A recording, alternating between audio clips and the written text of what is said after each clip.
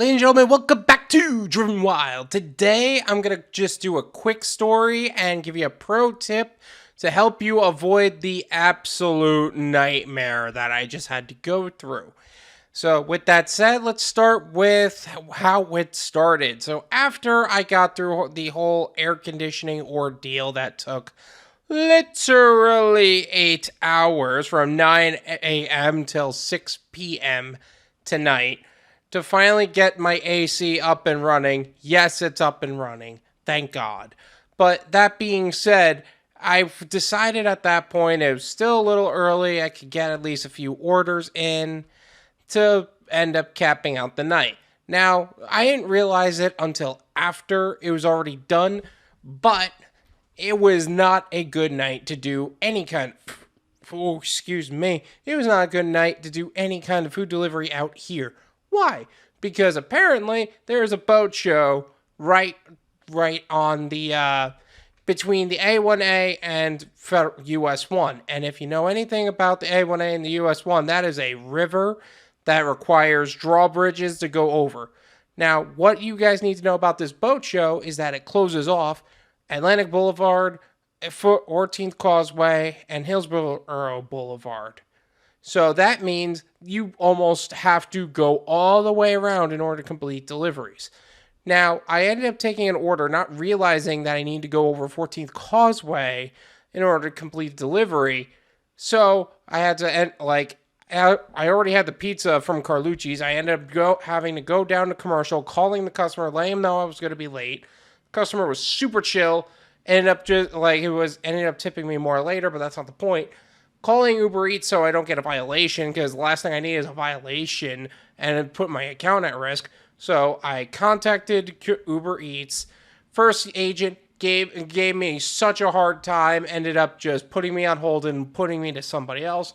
Second person gave me more of a hard time, just put me in a perpetual holding pattern. I had to hang up and then call back after the order was already done. Third person, we spent a good, half an hour just making a documentation saying that I was late for a good reason. And he was super cool. He ended up just giving me $6.50 in addition, because I went an extra, a lot of more money than I should have. I ended up having to drive an extra couple miles just to go around to give him an order from Lighthouse Point. But why am I talking about this? Why do we need to do this? One thing that I could have done to avoid all of that was to stay up to date on local events. If I just stayed up to date on local events prior to going on UberEats or GurbHub or Doordash, I would have been able to avoid this mess altogether.